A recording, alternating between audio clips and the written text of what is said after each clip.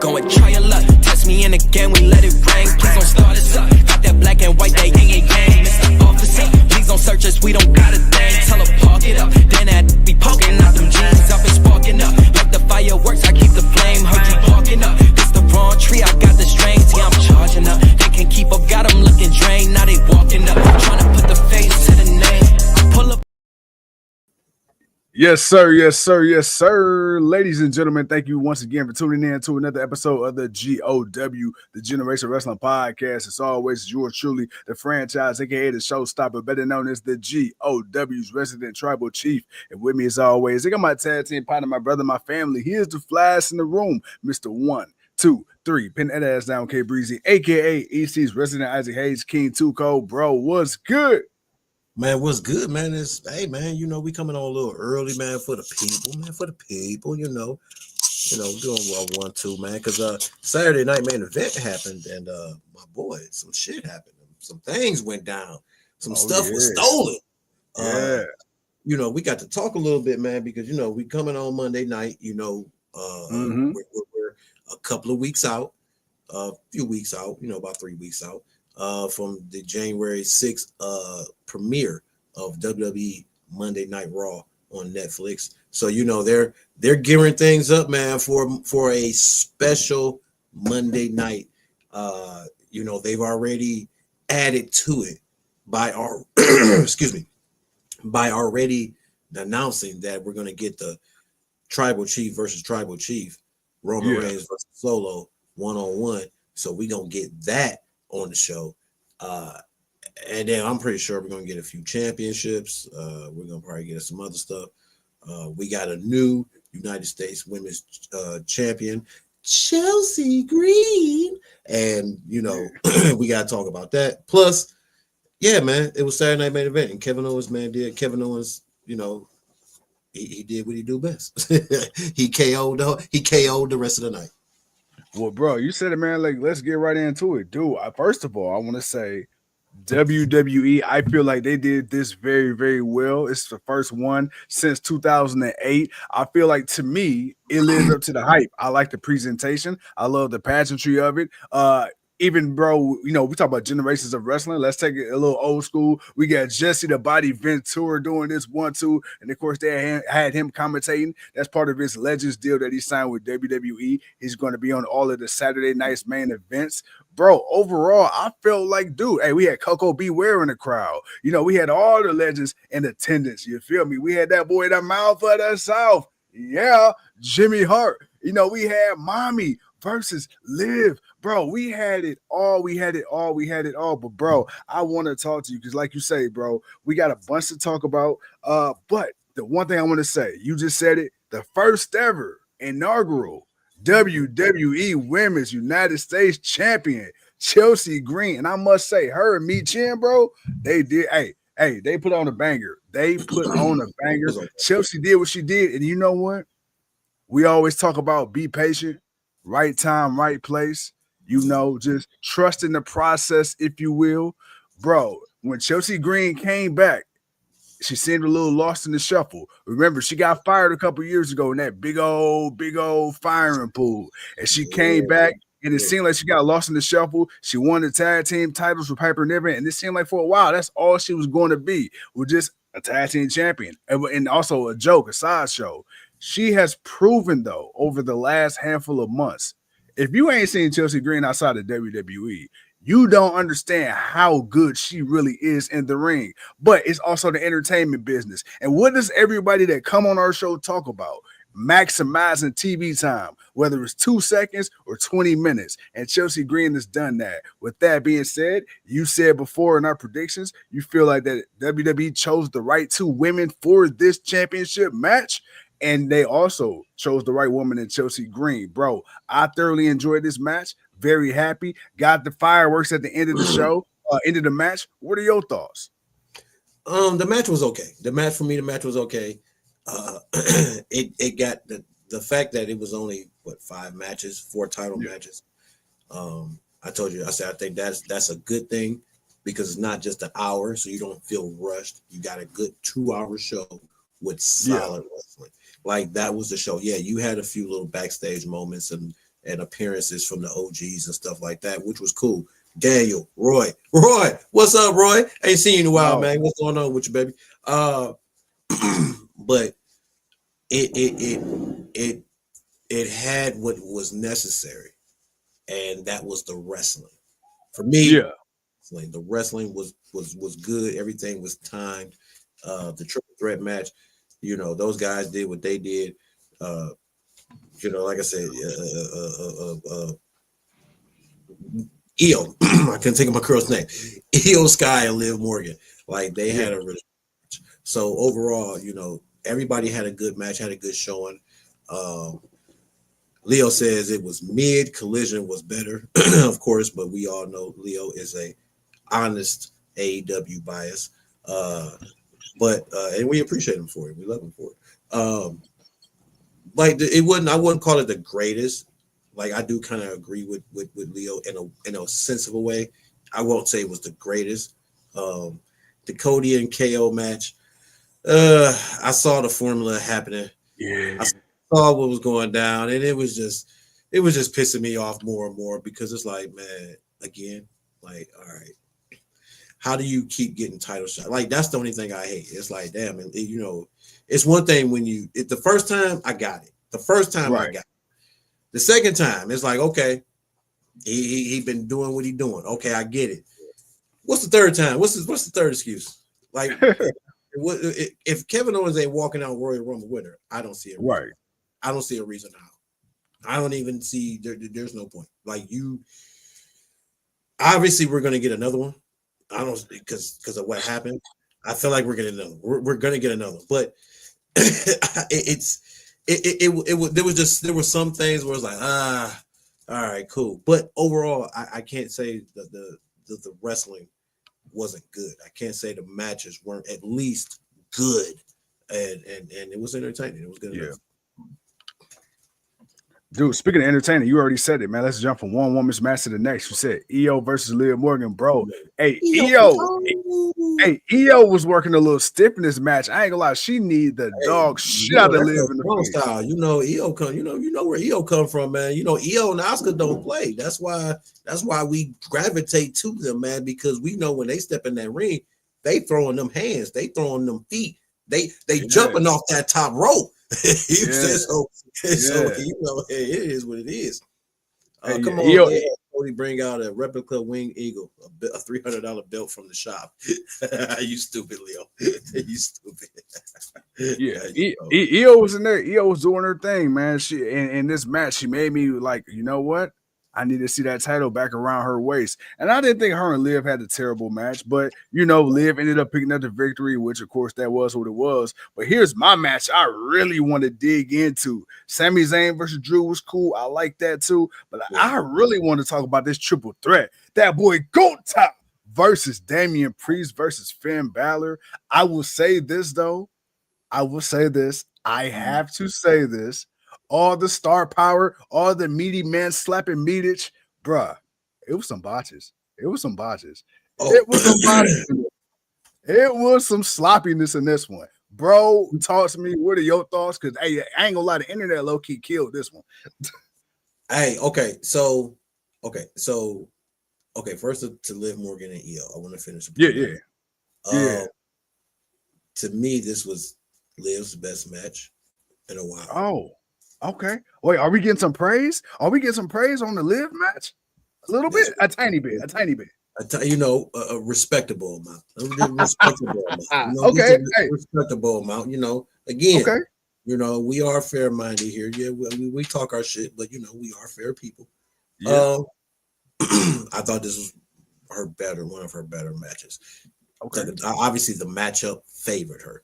And Io just being so athletic and doing what she do, and Liv being that same way, I still hate her finisher. I still to this day hate the finisher because it's not a finisher to me. It just ain't enough for me.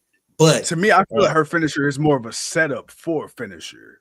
I feel like that's what it is too for something else, but it's to be the finisher. No, Liv's best match thanks to her opponent. Most definitely. But I really did feel like.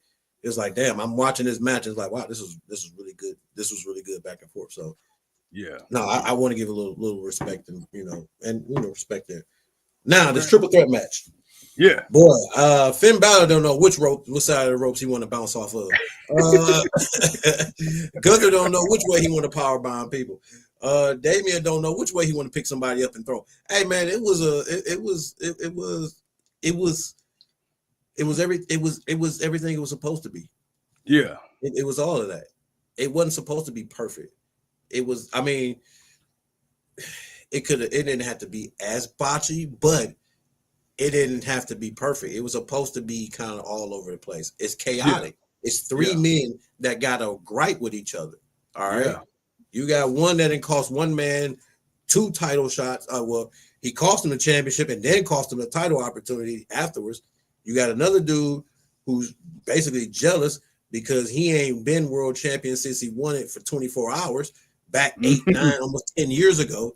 And then you got another guy going through the crisis that realizing I don't have the backup that I used to have. And I need to go out here and I need to remind these people who the hell I am.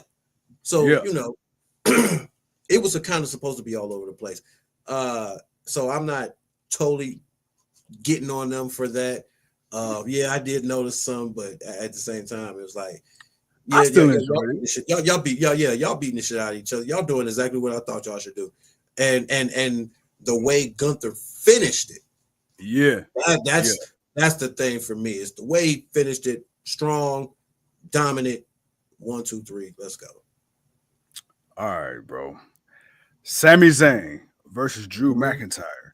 I felt it was a pretty solid match. If I'm being completely honest, it might have been the best match, if not the second best match on the card. To me, I was gonna say you might have to get that one match of the night.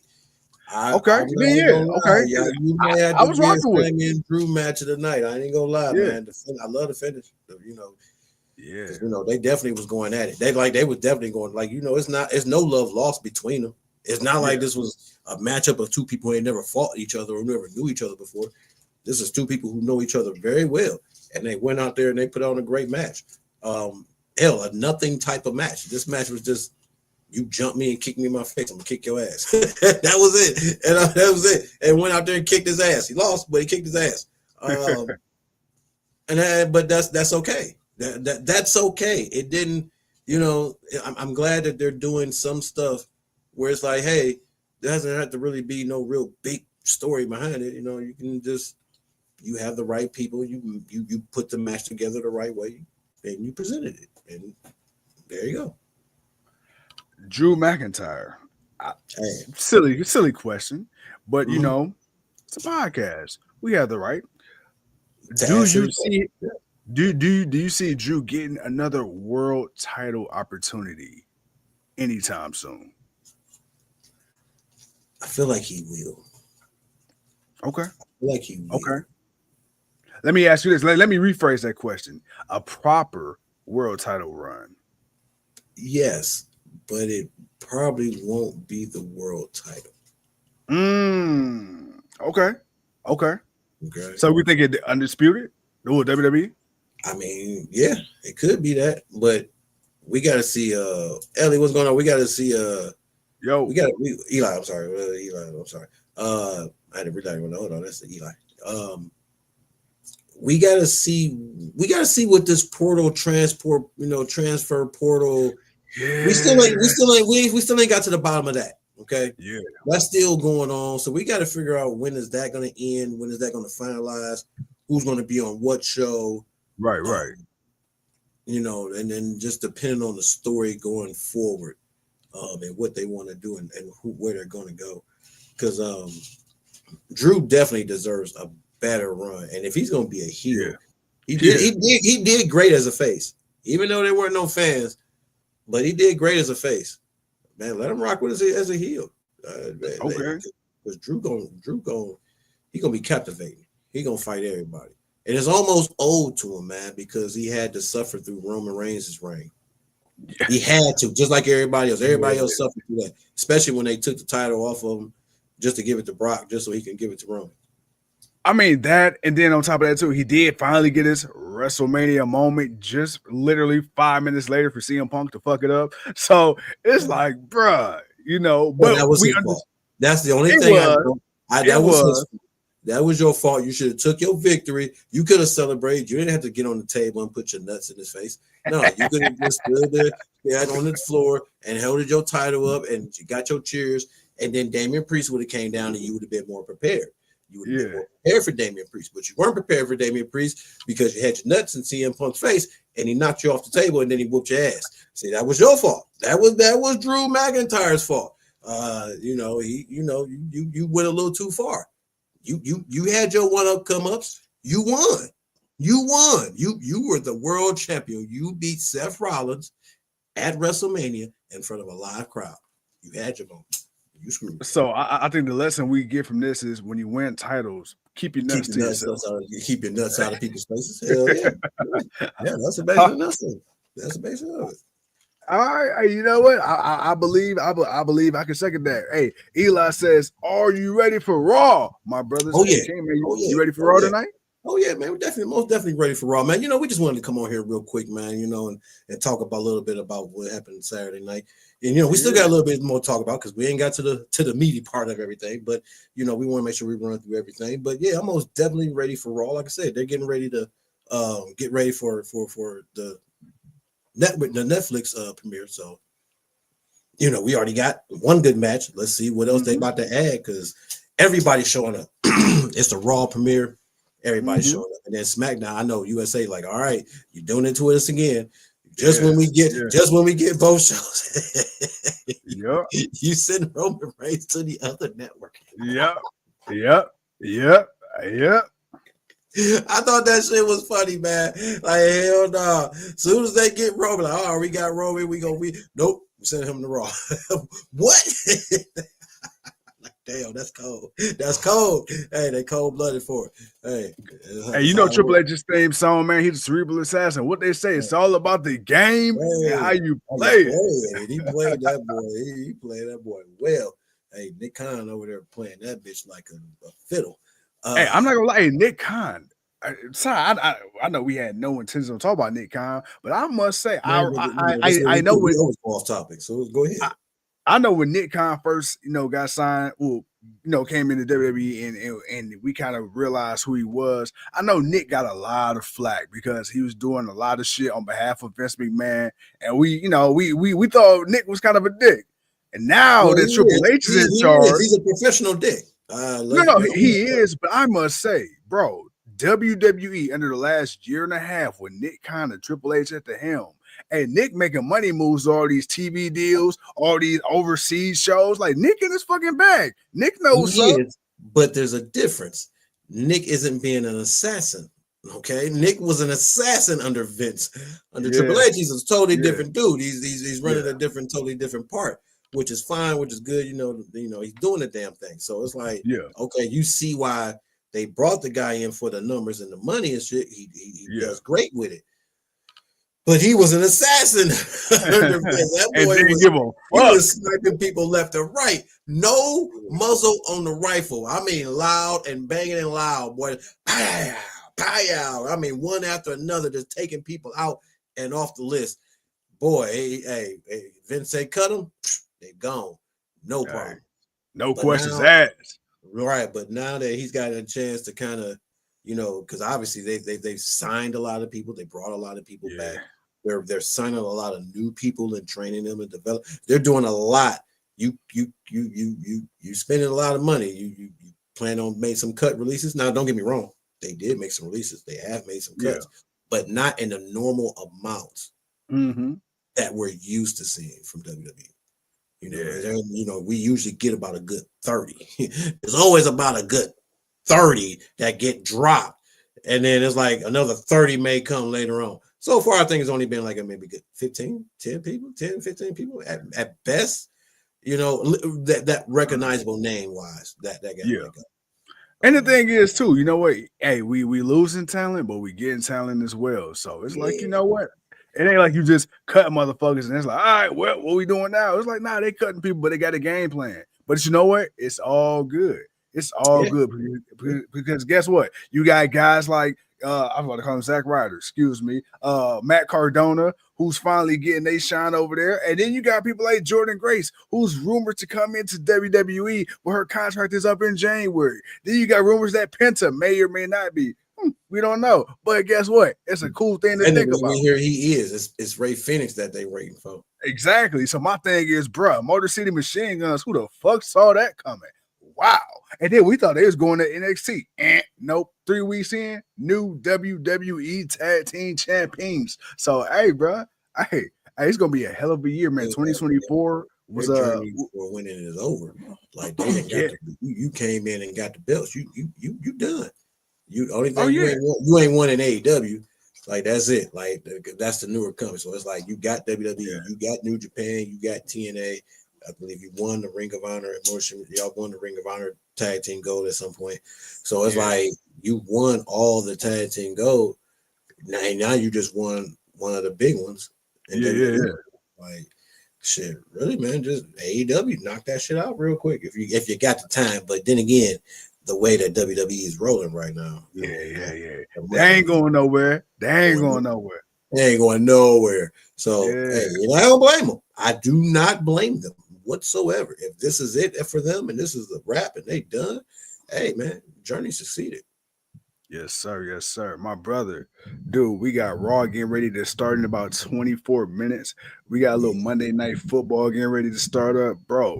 Any final thoughts, my guy, for the pit? Kimberly, God damn it. Yeah, man. I was about to say, I couldn't say, I just seen it pop up. I'm like, Kimberly, what's up? What's happening? Yo, hey, first of all, we miss you. Well, with your happy holidays to you. Yeah. What's happening? Yes, yes. I seen that. I was about to go. Hey, I caught that at the last second. Somebody popped up. I said, oh, Kimberly. All right. Oh, snap. What's good, mama? Hope everything's been good with you. Hope you had a great holiday. Yes. But last words. Nah, man, we gonna see y'all tonight, man. Ain't no last words because we coming back tonight. So, we just gonna continue the conversation for later. So right now we're gonna take a pause for the calls. We'll see y'all towards the end of the show. And man, like I said, man, we wanted to get the Saturday night main event stuff out the way. I had daddy duties. I had to go watch my baby girl be great. And we had to get that out the way. We had to get this out the way today. And man, we're gonna come on tonight and do what we do. Kimberly, you make sure you come on tonight just to say hi. Because show your face, please. Show your face. We definitely get ready to get off. Eli, man, appreciate you. Leo, Doug, Roy, big boy with the possum, man. Hey man, where you been, brother? Hey man, come on back. Definitely, man. I know you're making that good Christmas possum stew. Other than that, man, I know it's been a minute, so I didn't want anyone to have to send the search party out for me. Because it was going. It was going. I was gonna come back eventually. Hey man, you always do. Everybody always do. There's always somebody we ain't seen in a minute. They come back. Hey, where you been? It don't matter. You came back. But glad that you're okay and everything's good with you. Yes. But like I said, man, we ain't ending the night because the franchise got to figure out what his he got to send y'all off later on tonight. Later on tonight, he got to send y'all off. So he got to get that together. So we just gonna continue things later. So my boy, with that being said, what is it? 7:30? What about to be 7:40? 25 minutes of a show. Hey man, good show. Always glad to see you. Glad you got your car fixed. And man, we're gonna do what we do in a few hours. Yes, sir. And with that being said, we'll see y'all in a minute. Peace.